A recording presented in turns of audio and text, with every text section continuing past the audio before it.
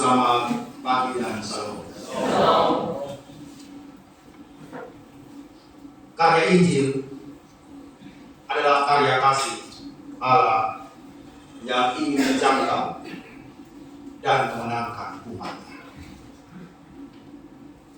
Memenangkan umatnya dari belenggu dosa dan seluruh dampak dosa yang menggerogoti perjalanan umat. Bicara tentang belenggu dosa, Allah menyelesaikannya di atas kayu salib. Tetapi berbicara tentang dampak bagi hidup manusia, rasa-rasanya masih terasa sampai hari ini. Ketika kabar baik itu seharusnya menjadi bagian dari perjalanan iman kita, rasa-rasanya di ruangan ini kita masih memelihara akar kepahitan dalam hidup. Betul tidak, Bapak? Masih ada masalah dengan suami, dengan istri, dengan anak-anak, dan mengeluarkan kata-kata yang tak senonoh. Berita Injil seharusnya merubah seluruh perilaku kehidupan kita sebagai manusia. Ketika berita ini memang harus disampaikan ke segala makhluk, bahkan ciptaan. Tetapi Manbara tanpa banjir 3 tahun ini rasanya bukan Manbara. Kita refleksi lagi, selokan-selokan quote-quote kita isinya apa? Kalau kita sebagai komunitas di jemaat Manbara tidak mampu untuk menjaga itu kebersihan lingkungan, bagaimana kita menjadi teladan dan contoh bagi mereka yang beragama lain yang tidak mendengarkan Injil ini?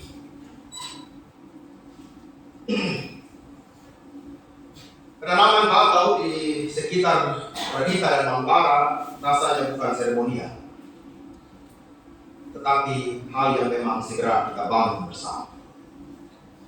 Bahwa lingkungan Manbara tidak terlepas dari abrasi atau erosi oleh air laut. Mungkin hal ini kita katakan tidak berdampak dalam kehidupan pribadi saya, tetapi menjadi bagian dari perjalanan anak cucu kita yang tidak terhindarkan. Artinya, Manbara harus membangun sebuah sistem perlindungan terhadap lingkungan. Siapa yang memikirkan itu? Kita, Bapak.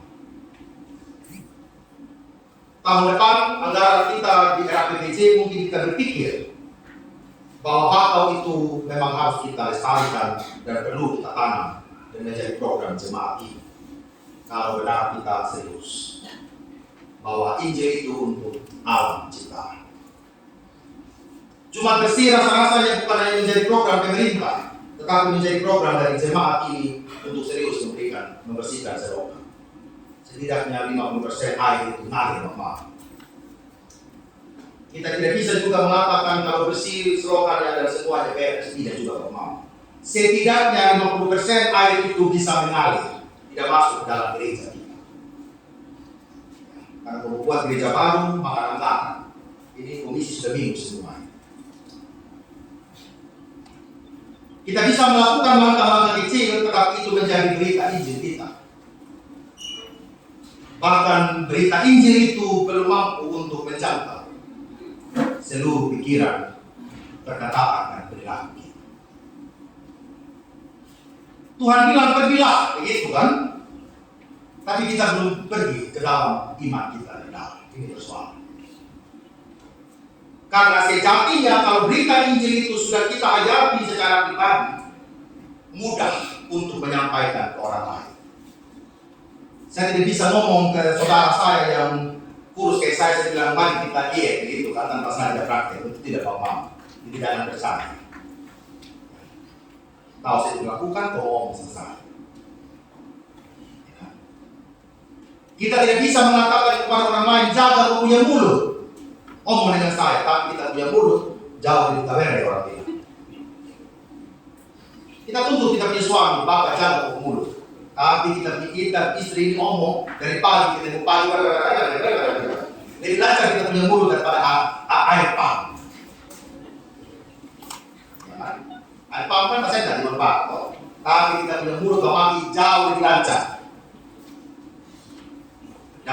bilang kita sampaikan kabar baik. Everyone stand, Mama. Dijawab. Karena jiwa dan diri kita sebagai pribadi tidak pernah kita jangkau untuk diperbaiki. Untuk diperbaiki. Saya perhatikan saja. Kalau pergi pamer kandidat, dia ada di semua situasi. Tapi di gereja tidak ada, Mama. Jadi sebenarnya ini untuk siapa sebenarnya, Mama? Sandy datang dari jauh-jauh Belanda sana, mengorbankan jiwa raga, datang di Sumba ini kena malaria langsung tewas sama Mama. Kalau kita bagaimana itu pertanyaan? Kedatangan Yesus Kristus yang merupakan inti Injil yang harus kita beritakan seharusnya merasuk hati dan batin kita sebagai umat Allah. Dia harus mengubahkan diri kita sendiri, merubah mulut, pikiran orang tua untuk memberikan teladan kepada anak-anak. Tidak bisa kita mengajarkan anak-anak engkau tertib dalam hidupmu kalau orang tua buruk arah jalan terus. Tidak bisa, Bapak. Tidak bisa kita memikirkan anak-anak mempunyai masa depan yang penuh harapan kalau orang tua hidup dalam keputusasaan setiap hari. Tidak bisa, Bapak. Kita mau jadikan anak-anak kita ini seorang yang berguna bagi dirinya sendiri, bagi gereja, bagi masa depan dan bangsa ini, Bapak. Tidak bisa. Bukan saya tuntut anak-anak kita semua harus jadi sarjana, Bapak. Tidak. Tetapi menuntut anak-anak kita menemukan orang punya tujuan hidup. Amin. Kalau kau jual bensin setiap hari, tapi kau menemukan tujuan hidup, itu hidup. Tetapi kalau setiap hari kita melihat kenyataan anak muda di Manupara, anak-anak di Manupara keleleran tidak menemukan tujuan hidup, berarti kesalahannya saya, kesalahan gereja ini, dan kesalahan kita sendiri. Bahwa kita bukan menjadi orang-orang Kristen yang membangkitkan semangat Injil kepada keluarga. Gereja ini ada generasi kita lahir untuk bukan menambah pengangguran yang ada di jemaat. Tapi dia menjadi berguna, jadi nelayan yang kita ini. Setuju, Bapak? Jadi penjual kue pisang yang memberitakan Injil. Kalau penjual kebau masih menjok ya, mandi di burung di panas. Buat jujur, buat kasih kuning. Tapi kalau dia melakukan dengan sepenuh hati, itu kita Injil Allah. Tapi kalau hari Minggu kita lagi ayam, hudi lagi, saya tidak tahu itu berita Injil atau berita apa. Menjadi koreksi 143 tahun Injil kita Sumba. 8 tahun jemaat Manupara menjadi jemaat mandiri. 40 tahun sekolah minggu Lembah Ayalon ini berdiri. Begitu Bapak Man? Berdiri di sini. Seharusnya terus memberikan dampak bagi seluruh iman jemaat Manupara. Mencapai seluruh perjuangan yang kita. Oleh karena itu, kita harus sampaikan ada pencampur Injil kemana, Bapak? Yang pertama, Injil berbicara kepada pribadi orang beriman. Tuhan menciptakan sesuai dengan gambar dan rupa Allah. Menghargai diri sendiri sebagai anugerah Allah adalah Injil utama yang harus kita sampaikan secara benar. Bahwa roh Allah yang bersemayam di tubuh rapuh kita. Bahwa hanya roh Allah saja yang memberikan kita kekuatan untuk memahami dan memaknai kehidupan ini. Menghargai tubuh rapuh sebagai pemberian Allah dengan menjaga agar tidak menggunakan seluruh tubuh ini untuk melakukan apa yang jahat bagi diri sendiri dan bagi orang lain. Kita menggunakan akal budi dan pikiran kita tempat bersemainya hikmat Allah saja, Bapak. Jadi pikiran kita ini tidak merancang hal-hal yang jahat tentang orang lain. tetapi pikiran kita ini merancang hal-hal yang baik, berpikir tentang hal-hal yang baik. Tidak gampang. Hari ini banyak orang yang pesimis tentang hidup, tentang pelayanan, dan tentang masa depan. Tetapi berita Injil ingin mengatakan kepada saya dan papa mama, diri kita harus diisi dengan berita Injil bahwa apa yang tidak mungkin pasti mungkin dalam hikmat Allah. Sabtu kemarin, tim dari Solo dan Semarang datang menyeleksi anak-anak para petani, anak-anak yang tidak mampu untuk kuliah sambil kerja. Saya berharap tahun depan ada anak-anak Manupara juga yang mau terlibat dengan program. Kita pengumuman. Mereka membiayai hidup mereka dari pekerjaan mereka di perusahaan-perusahaan di Jawa sana, tetapi mereka juga sambil kuliah dan mencari sarjana. Saya harap tahun depan kalau ada program ini, tolong jemaat Manupara, anak-anak yang memang ingin kuliah, memanfaatkan momen ini secara baik. Kita bersyukur dalam seleksi beasiswa kemarin, anak di Bapak Septrianus Tube bisa lulus 100% beasiswa di Satya Wacana dalam seleksi bersama. Saya harap tahun depan kalau memang ada anak-anak kita yang memang serius kuliah, tolong didorong dengan baik, memaksimalkan talenta diri. Mungkin kita tidak punya rupiah yang banyak, tetapi ingat, kita punya kesempatan yang banyak. Dan tidak semua kita memanfaatkan kesempatan itu. Sampaikanlah kepada diri kita bahwa semangat optimisme itu sebagai sebuah gereja harus terus menyala. Jangan patah oleh keadaan sekitar. Jangan pernah mengatakan Pak Pendeta, saya ini hanya tukang yang cari 1.000-2.000 setiap hari. Saya tidak bisa membangun keluarga kita. Siapa yang bilang? Karena kita yang mengecilkan diri kita.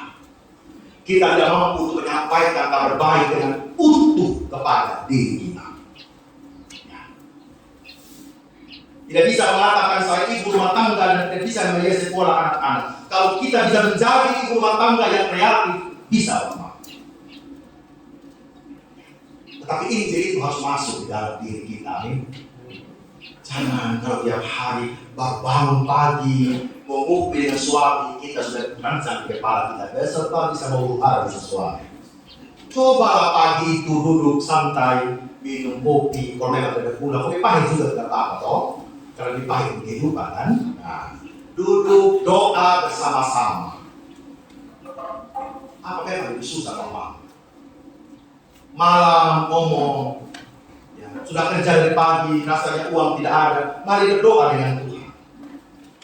Bukan masalah besok pagi tiba-tiba ada uang, tidak Bapak. Pengharapan yang Bapak itu yang membuat kita menang. Tapi kalau sudah loyo-loyo juga Tuhan bilang, kok mati mana kok? Iya kan? Iya toh. Loh kita ini kan punya Tuhan, Pak Mama. Saya cuma ini saya Pak Mama belum sadar kita ini miliknya Tuhan, itu ya. Betapa berharganya kita bagi Tuhan, tapi kita tidak taruh harga sama kita. Kita tidak taruh harga sama kita punya suami, kita tidak taruh harga sama kita punya istri, kita tidak taruh harga sama kita punya anak. Yang singgah kayak sari memilih dan ikut lagi. Nah, taruh harga buat diri sendiri memilih. Kita yang punya pasangan taruh harga kepada pasangan masing-masing. Bahwa dia yang datang dalam hidup kita adalah berkat buat kita, bukan beban. Begitu Bapak? Atau tidak rela ya? Ini dia beban Pak Pendeta buat saya. Dia cek mabuk tiap hari Pak Pendeta. Ya kan beban buat saya Pak Pendeta. Ya, berbeban doa boleh toh. Tapi jangan sampai Bapak Ibu mencampakkan pasangan itu. Dia harus menjadi berkat dalam doa-doa kita. Hal yang kedua, Injil berbicara kepada keluarga. Keluarga adalah lembaga pertama yang dibentuk oleh Allah di Taman Eden. Dan Allah menghendaki setiap keluarga mendengarkan kabar baik itu.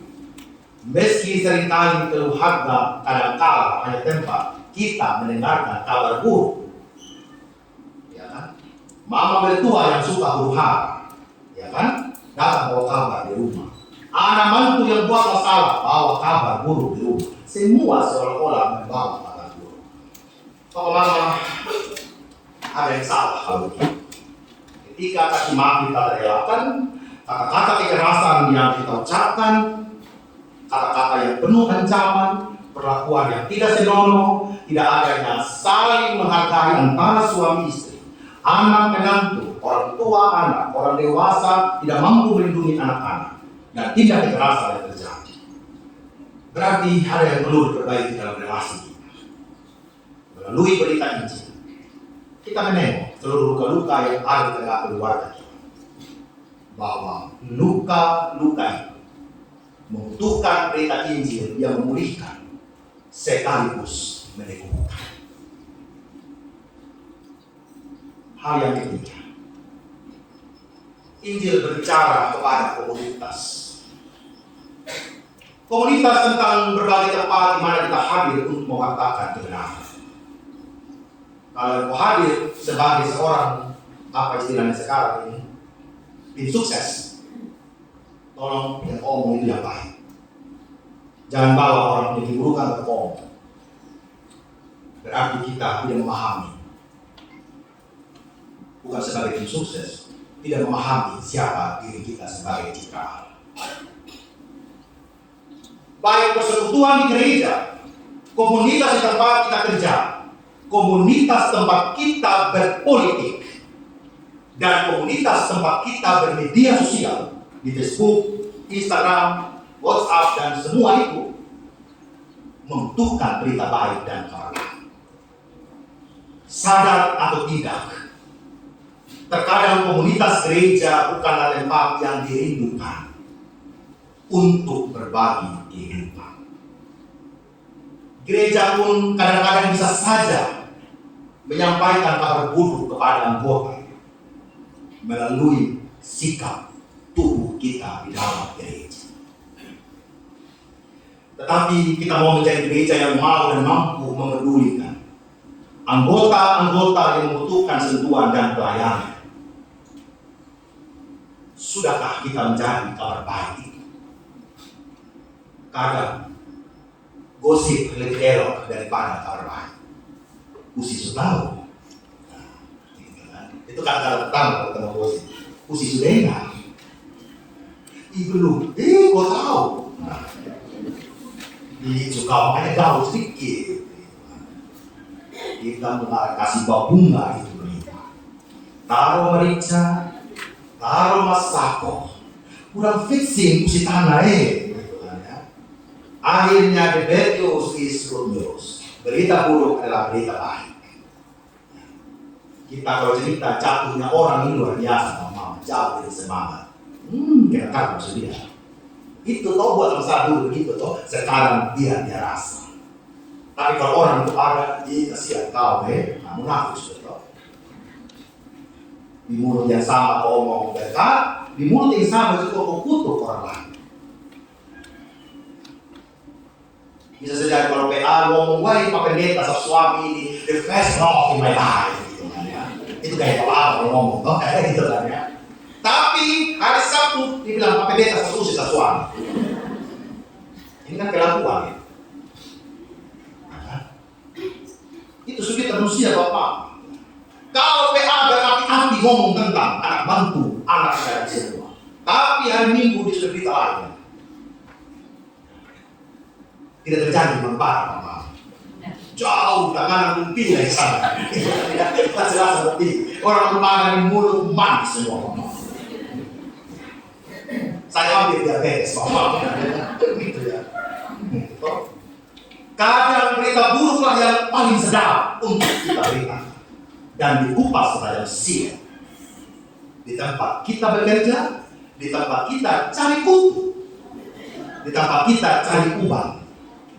Di tempat kita pesta, kupas bawang 5%, 95% kupas nama orang.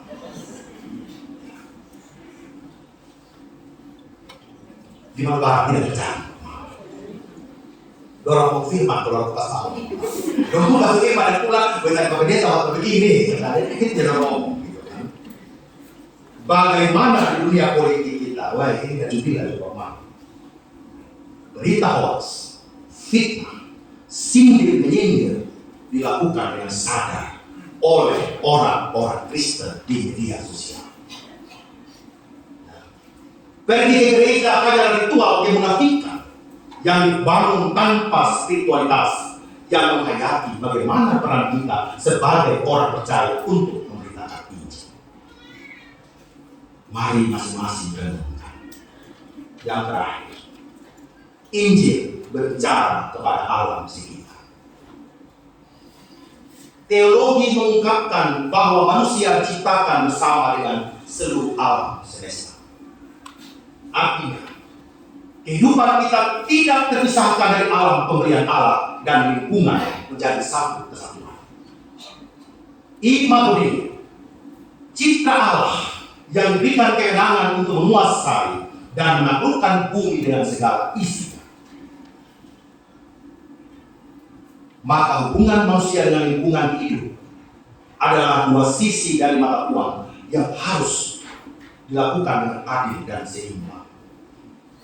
Oleh karena itu, merawat alam, merawat lingkungan menjadi hal yang perlu kita lakukan dalam pemberitaan Injil ini. Hari ini, saya mengajak Papa Mama jam 3 sebentar kita menuju ke Pamalaan. Setengah 3 kita kumpul di sini supaya kita jalan kaki sama-sama, Pak Mama ya. Tapi kalau ada yang mau langsung ke sana, kumpul jam 3 kurang 10. Mereka mau sambut kita katanya begitu, mau ronggeng sebentar gitu ya. Jadi saya mengundang kita semua hadir di sana. Hadir di Pamalala bukan tanpa alasan, teman-teman. Pertama, di usia 8 ini kita mau membangun empati dan kepedulian kepada saudara kita di Pamalala. Mereka seperti orang Mesir dan orang Israel yang berjalan di padang gurun. Tidak ada tanah yang mereka miliki. Mereka harus hidup berpindah dari satu tempat, digusur, geser, gusur, dan geser. Bukan sebuah kebetulan mereka ada di Maluara ini. Bukan juga mereka menjadi beban buat kita untuk bergumul. Tetapi mereka harus menjadi berkat dalam perjalanan bersama ini. Kita menopang mereka sebagai orang-orang asing yang berjalan di kota Baimaku ini. Karena sejati posisi kita juga sama-sama sebagai orang asing di tengah dunia ini. Kita mau membangun saling kepedulian dengan mereka, terhadap anak-anak mereka, terhadap kehidupan bersama di Pamalala, yang mungkin kadang-kadang air naik di rumah mereka, yang mungkin standar sanitasi air bersih NCK mungkin tidak seperti di rumah kita masing-masing. Kita mau berempati dan berjalan bersama dengan mereka. Mungkin mereka sewaktu-waktu akan diusir oleh pemerintah karena itu tanahnya pemerintah. Tetapi kita menjadi bagian dari perjalanan mereka, bahwa sejatinya ada rumah sejati yang mereka tinggal, yaitu hati kita. Ketika kita menerima dan mengasihi mereka, berarti kita menjadi rumah bagi mereka. Mereka menjadikan Tuhan sebagai rumah yang sejati dalam perjalanan kita. Kiranya Tuhan menolong kita semua di ulang tahun yang ke-8. Selamat ulang tahun Jemaat Maluara.